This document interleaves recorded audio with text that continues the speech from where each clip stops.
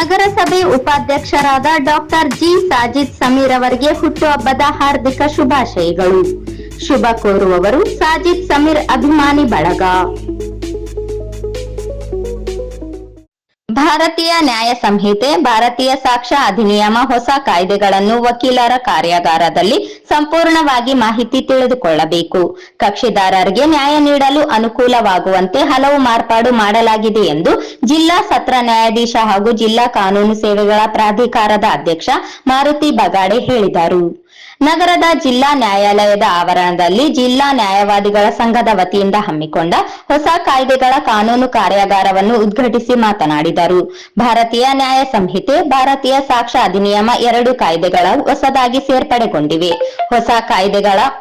ಹೊಸ ಕಾಯ್ದೆಗಳ ಮಾಹಿತಿಯನ್ನು ವಕೀಲರು ಸಂಪೂರ್ಣವಾಗಿ ತಿಳಿಸಿಕೊಂಡು ನ್ಯಾಯಾಲಯದಲ್ಲಿ ತಮ್ಮ ವಾದ ಮಂಡಿಸಬೇಕಾಗಿದೆ. ಈ ಹಿನ್ನೆಲೆಯಲ್ಲಿ ಪ್ರತಿಯೊಬ್ಬ ಹಿರಿಯ ಮತ್ತು ಕಿರಿಯ ವಕೀಲರು 2 ಕಾಯ್ದೆಗಳ ಬಗ್ಗೆ ಕಾರ್ಯಾಗಾರದಲ್ಲಿ ತಿಳಿದುಕೊಳ್ಳಬೇಕಾಗಿದೆ. ವಕೀಲರಿಗೆ ಎಲ್ಲಾ ಕಾಯ್ದೆಗಳ ಬಗ್ಗೆ ಮಾಹಿತಿ ಇದ್ದರೂ ಇದೀಗ ಇದು ಹೊಸದಾಗಿದೆ ಎಂದರು.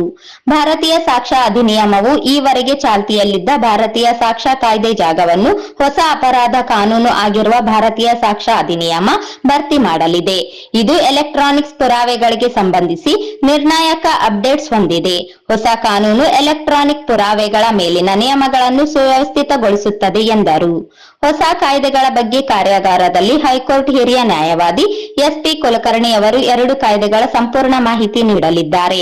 ಎಲ್ಲಾ ವಕೀಲರು ಭಾಗಿಯಾಗಿ ಕಾಯ್ದೆಗಳ ಮಾಹಿತಿ ಪಡೆದುಕೊಳ್ಳಬೇಕು ಎಂದು ತಿಳಿಸಿದರು. ಈ ಸಂದರ್ಭದಲ್ಲಿ 2ನೇ ಹೆಚ್ಚುವರಿ ಜಿಲ್ಲಾ ನ್ಯಾಯಾಧೀಶ ಹತ್ತಿಕಾಳು ಪ್ರಭು ಸಿದ್ದಪ್ಪ, ಕೌಟುಂಬಿಕ ನ್ಯಾಯಾಧೀಶ ಶ್ರೀಕಾಂತ್ ವಿ, 1ನೇ ಹೆಚ್ಚುವರಿ ಸಿವಿಲ್ ನ್ಯಾಯಾಧೀಶ ಸುನೀಲ್ ಕುಮಾರ್ ಇಜೆ, ನ್ಯಾಯಾಧೀಶ ಸಿದ್ದರಾಮಪ್ಪ, ನ್ಯಾಯವಾದಿಗಳ ಸಂಘದ ಅಧ್ಯಕ್ಷ ಮಲ್ಲಿಕಾರ್ಜುನ, ನ್ಯಾಯವಾದಿಗಳ ಸಂಘದ ಕಾರ್ಯದರ್ಶಿ ಲಕ್ಷ್ಮಪ್ಪ ಭಂಡಾರಿ, ನ್ಯಾಯಾಧೀಶ ಶ್ವೇತಾ, ನ್ಯಾಯಾಧೀಶ ಕೃಪಾ ಸಿಎಲ್, ನ್ಯಾಯಾಧೀಶ ಹುಲಿಯಪ್ಪ, ನ್ಯಾಯವಾದಿಗಳಾದ ನ್ಯಾಯಾಲಯ ಸಂಘದ ಉಪಾಧ್ಯಕ್ಷ ನಜೀರ್ ಅಹಮದ್, ಶೇಖ್ ಖಾನ್ ಸೇರಿದಂತೆ ವಕೀಲರು ಭಾಗವಹಿಸಿದ್ದರು.